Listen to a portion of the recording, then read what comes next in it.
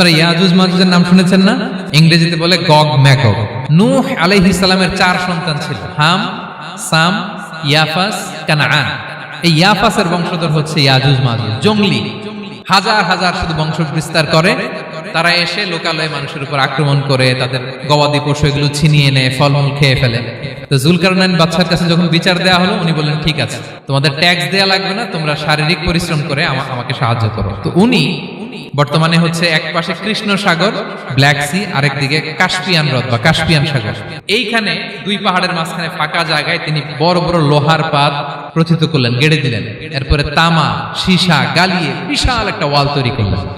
এটা জুলকারনাইন উনার বানানো ওয়াল বা ড্যাম, প্রাচীর। এখন আর ইয়াজুজ মাজুজ আসতে পারে না, ওরা আর আসতে পারে না।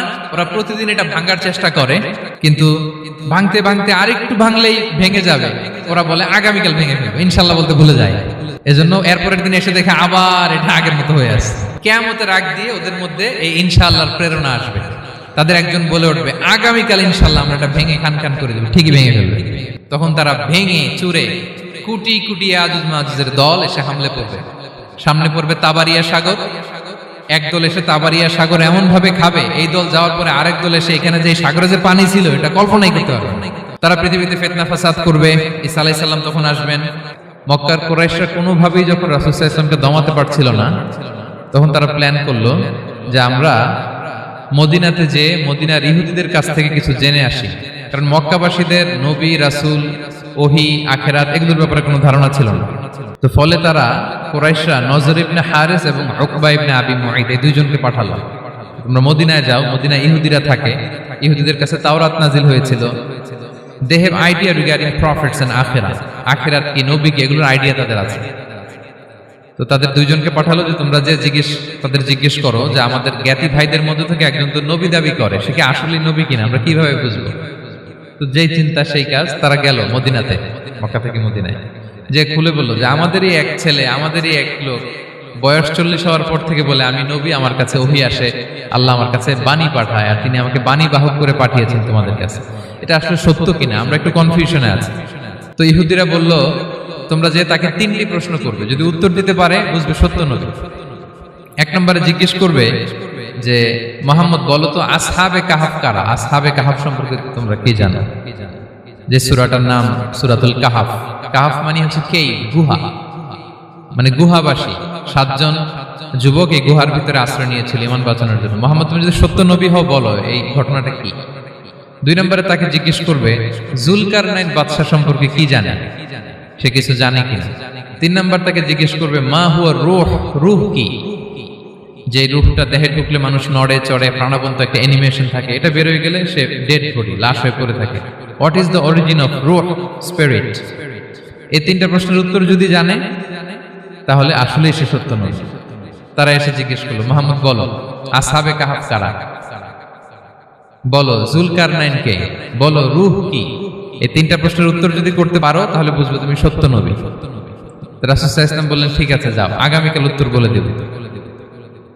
তিনি ইনশাআল্লাহ বলতে ভুলে গেলেন। রাসূল সাল্লাল্লাহু আলাইহি ওয়াসাল্লামের ধারণা ছিল প্রতিদিনই তো জিবরাইল কোরআনের আয়াত নিয়ে আসে, তো তারই ধারাবাহিকতায় আগামীকাল আসবে, আমি জিজ্ঞেস করে নিব এই 3টা প্রশ্নের উত্তর। তারপরের দিন সবাই এসে হাজির, কিন্তু জিবরাইল আলাইহিস সালাম আসেনি। রাসূল সাল্লাল্লাহু আলাইহি ওয়াসাল্লাম তো একটু বিব্রতকর পরিস্থিতিতে বললেন। তারা বলল তুমি তো আজকে অ্যাপয়েন্টমেন্ট দিয়েছো, ডেট দিয়েছো, বলো উত্তর বলো। রাসূল সাল্লাল্লাহু আলাইহি ওয়াসাল্লাম বলল আজকে না, আগামীকাল বলে দিলাম। রাসূল সাল্লাল্লাহু আলাইহি ওয়াসাল্লাম ইনশাআল্লাহ কথাটা মনে করতে পারতেছেন না। এরপরের দিনও তারা এসে হাজির, কিন্তু রাসূল সাল্লাল্লাহু আলাইহি ওয়াসাল্লাম উত্তর দিতে পারতেছেন না। তারপরের দিন এভাবে পিছাচ্ছেন, রাসূল সাল্লাল্লাহু আলাইহি ওয়াসাল্লাম ডেট দিচ্ছেন না। এভাবে 1 দিন 2 দিন 3 দিন না, 15 দিন। কয় দিন? এদিকে তো এই প্রশ্নের উত্তর জানার জন্য এখন 1 জন 2 জন আসে না, দলে বলে কাফিররা আসে। কারণ রাসূল সাল্লাল্লাহু আলাইহি ওয়াসাল্লামকে এখানে অপমান করা যাচ্ছে, ছোট করা যাচ্ছে, হেয় করা যাচ্ছে। তারা এসে হাসাহাসি করে।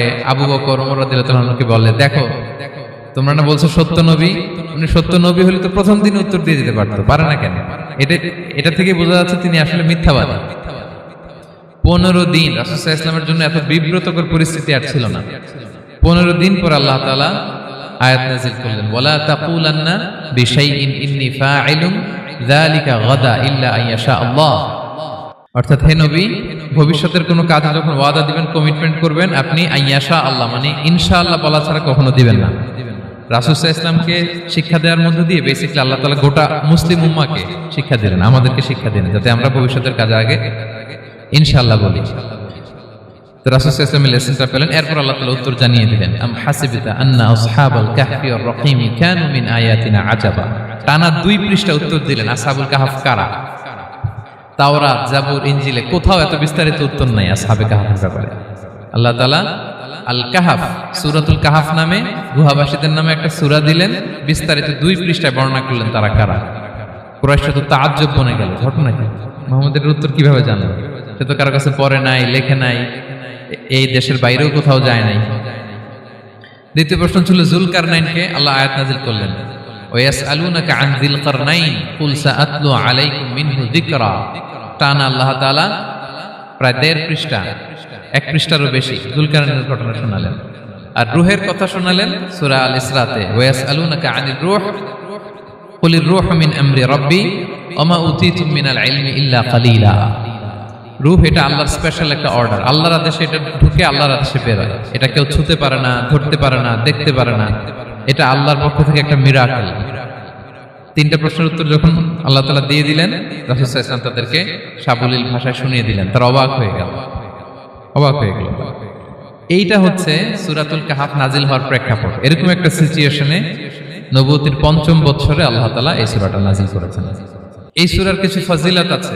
রাসূল সাল্লাল্লাহু আলাইহি ওয়াসাল্লাম জুমার দিনে এই সূরাটা আমাদেরকে তেলাওয়াত করতে বলেছেন। আপনারা তেলাওয়াত করেন তো সূরা কাহাফ? যদি জেনে না থাকেন আজকে থেকে করবেন। রাসূল সাল্লাল্লাহু আলাইহি ওয়াসাল্লাম বলেছেন যে জুমার দিনে যে এই সূরা কাহাফ তেলাওয়াত করবে, মান ক্বারা সূরাতাল কাহফি ফি ইয়াউমিল জুমআতি আযা লাহু মিনান নূরি মা বাইনাল জুমআতাইন। 2 জুমার মাঝখানে আল্লাহ তাআলা এই জুমার সময়টাকে তার জন্য আলোকিত করে দেয়। কি করে দেয়? আলোকিত করে দেয়। একটা নূর তার জন্য সেট করে, এই নূর তাকে হেদায়েতের পথে অবশিষ্ট রাখে। এটা হচ্ছে একটা। তাহলে জুমার দিন আমরা সূরা কাহাফ তেলাওয়াত করব, মনে করি এটা সুন্নাহ। জুমার দিনের সুন্নাহগুলোর মধ্যে থেকে একটা সুন্নাহ হচ্ছে সূরা কাহাফ তেলাওয়াত করা। আবার আরেকটা হাদিসে রাসূল সাল্লাল্লাহু আলাইহি ওয়াসাল্লাম বলেছেন, মান হাফিযা 10 আয়াতিন মিন আউয়ালি সূরাতিল কাহফি উসিমা মিন ফিতনাতিদ দাজ্জাল। যে ব্যক্তি সূরা কাহাফের প্রথম 10 আয়াত মুখস্থ করবে সে দাজ্জালের ফিতনা থেকে মুক্তি পাবে। দাজ্জালের নাম তো আপনারা শুনেছেন, ভয়ঙ্কর ডেঞ্জারাস একটা ক্যারেক্টার। পৃথিবীর শুরু থেকে শেষ পর্যন্ত এর চেয়ে বড় ফিতনা আসেনি, আসবেও না। দাজ্জালের ফিতনা, সে তার এক চোখ থাকবে, আরেক চোখ এরকম বন্ধ থাকবে, এখানে লেখা থাকবে কাফারা। কোনোভাবেই তাকে দমানো যাবে না, হত্যা করা যাবে না। আল্লাহ নবী ঈসা আলাইহিস সালাম তাকে হত্যা করবেন। তো যে ব্যক্তি সূরা কাহাফ তেলাওয়াত করবে, সূরা কাহাফের প্রথম 10 আয়াত বিশেষ করে মুখস্থ রাখবে, আল্লাহ তাআলা উসিমা মিন ফিতনাতিদ দাজ্জাল, দাজ্জালের ফিতনা থেকে তাকে বাঁচাবেন। তো আমরা দাজ্জালের ফিতনা থেকে বাঁচতে চাই কি চাই না? আমরা যেন সূরা কাহাফের প্রথম 10 আয়াত মুখস্থ করি, সূরা কাহাফ যেন জুমার দিন আমরা তেলাওয়াত করি। So now the question arises, what is the relationship of সূরাতুল কাহাফ with দাজ্জাল? দাজ্জালের সাথে সূরা কাহাফের রিলেশনটার কারণ কি? একটা মেকানিজম তো এখানে আছে। এত সূরা থাকে, রাসূল সাল্লাল্লাহু আলাইহি ওয়াসাল্লাম কেন বলেন যে সূরা কাহাফ পড়লে দাজ্জালের ফিতনা থেকে বাঁচবে? কারণটা কি? এর কারণ হচ্ছে দাজ্জাল আমাদেরকে যে সমস্ত জিনিস দিয়ে ফিতনায় ফেলবে, ওই ফিতনাগুলোর সলিউশন আল্লাহ তাআলা সূরা কাহাফের ভিতরে রেখে দিয়েছেন। দাজ্জাল 4টা জিনিস দিয়ে আমাদেরকে ফিতনায় ফেলবে। That's trial of faith. 1 number, ঈমানের পরীক্ষা সে আমাদেরকে ফেলবে, আমাদের বিশ্বাস নিয়ে ছিনিমিনি খেলবে সে। এটার সলিউশন আছে সূরা কাহাফ, আমি বলবো আস্তে আস্তে। 2 নম্বরে দাজ্জাল আমাদেরকে ফিতনায় ফেলবে, দ্য ট্রায়াল অফ ওয়েলথ, সম্পদ দিয়ে সে আমাদেরকে ফিতনায় ফেলবে। 3 number, the trial of knowledge, জ্ঞান দিয়ে সে আমাদেরকে ফিতনায় ফেলবে। 4 number, the trial of power, ক্ষমতা দিয়ে সে আমাদেরকে ফিতনায় ফেলবে। দাজ্জাল 4টা জিনিস দিয়ে আমাদেরকে পরীক্ষায় ফেলবে। কয়টা? 1 হচ্ছে ঈমানি পরীক্ষা, 2 হচ্ছে সম্পদ দিয়ে পরীক্ষা, 3 হচ্ছে জ্ঞান দিয়ে পরীক্ষা, 4 হচ্ছে ক্ষমতা দিয়ে পরীক্ষা। সে ঈমানের পরীক্ষায় আমাদেরকে ফেলবে। সে এসে বলবে আমি তোমার রব, এবং এটা প্রমাণ করার জন্য যা যা দরকার আল্লাহ তাআলা তাকে সব দিবেন, সে সব করতে পারবে। সে বলবে আমি তোমার রব। যদি বিশ্বাস না হয়, তোমার বাবাকে যদি জীবিত করে বিশ্বাস করবে? অনেকে বলবে হ্যাঁ আমার আব্বাকে জীবিত করে দেখান। তো তার বাবাকে ঠিকই সে জীবিত করে ফেলবে। আসলে শয়তান তার বাবার সূরত নিয়ে সামনে দাঁড়াবে, আরে তাই তো, এটাই তো আমার বাবা, এটাই তো আমার দাদা। মানুষ ফিতনায় পড়ে যাবে, ঈমানের ফিতনায়। সে ভাববে আসলে এটাই বোধহয় আমার রব, এবং তাকে এত ক্ষমতা দেয়া হবে, তার ডান দিকে থাকবে জান্নাত, বাঁ দিকে জাহান্নাম।